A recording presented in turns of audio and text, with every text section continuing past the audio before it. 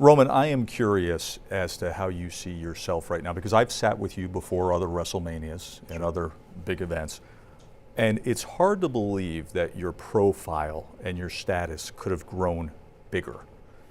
But in the past 3 months, and then in just the past couple weeks, it seems the buildup to this WrestleMania and to what your brand is has grown beyond anything we could have ever expected. Do you feel that too? Do you sense that?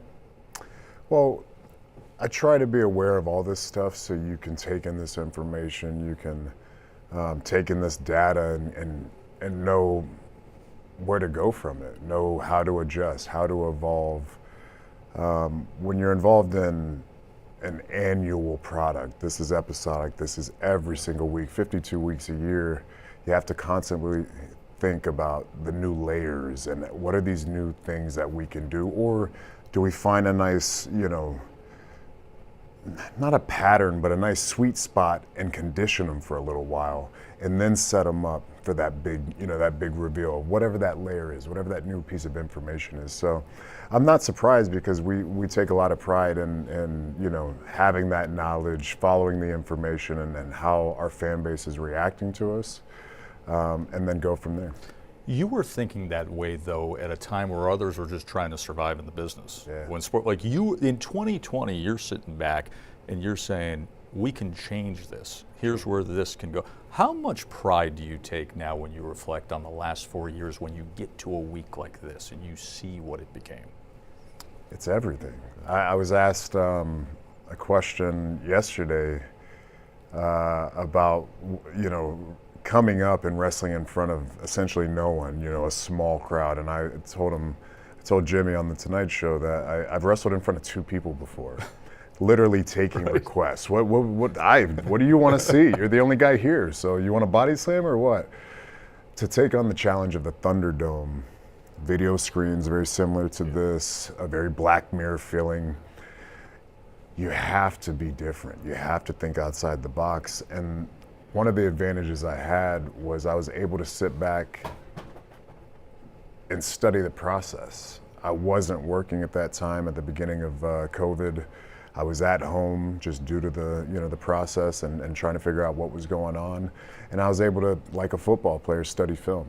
And I'm watching my colleagues not take advantage of the silence. They're still wrestling as if we're in front of thousands of people. And the art form is clearly, it's built for a simultaneous response, but when you don't have that, you have to change it up. You have to throw a curveball. You have to figure out what other pitches you can throw.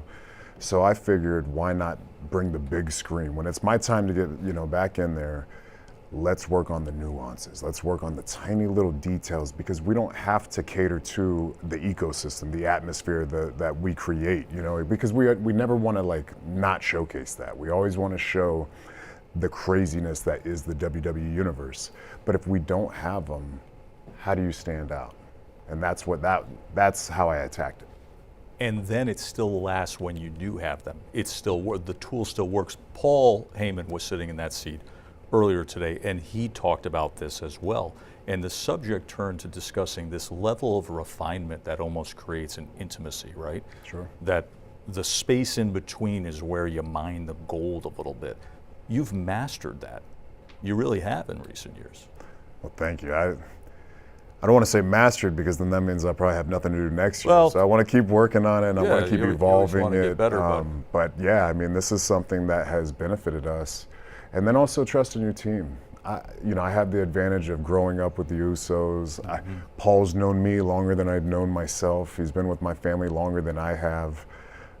When you have great trust in the people you work with, it just makes everything so much easier. And that's something I'm a team guy. I've constantly, looked at that dynamic and how can we make it better, and together is how we did it. It's interesting you bring that up in discussing teamwork, because this week was obvious. Listen, you're getting a ton of shine this week, the spotlight with what you're doing here in Philly, but you've been doing a lot of mainstream interviews this week. And then you start the week with the beautiful documentary that aired, and a great reception to that of your origin story. And in that doc, you discuss the pride you take in lifting those around you, of creating opportunity. Absolutely. That's happened a lot. Well, it wasn't by mistake. It wasn't by accident. That was, you know, that was something that Paul and I discussed. How do we make history? And every top guy and every, you know, tandem management and talent, it kind of stays within that, you know, that nucleus. But how do I get people orbiting me? How do I become the sun, is the way we looked at it. How do we make people better? How do we put a spotlight on people who just haven't had it and we know they can take it? I knew Jay could step up. I knew Jimmy could step up. Solo's much younger, but we know exactly what kind of cloth he's cut from. We know the fabric he's made of. We knew he could handle everything. You have to be very secure to be that kind of guy. 100%. So you have to be very confident and secure. There was a quote you gave in the doc, and I wrote it down. You said, I wish this got me butterflies, but no, I earned this. I expected this. I've always expected this. How much does that level of confidence define you and your success right now? I'm just not going to accept anything less. If I'm going to do it, I want to do it at the very top level. I want to do it better than everybody else. I'm from that Michael Jordan generation where there's just this sweet, you know, lust for success and being the very best, and that's what I've always wanted as a kid. And you know, we always thought it could have been football. If it wasn't that, we knew it was wrestling. If it wasn't that, then we knew it was football, and it ended up being wrestling. But I had one thing on my mind: to be a man of impact and a man of influence. And that's what we're just constantly working at. Well, you have done that for over 1,300 days, and it's the next 2 days that'll be the biggest of all. Congratulations on arriving here. Look forward to seeing you Saturday and Sunday. A lot of work ahead. It is. It's not done yet. Thank you so much.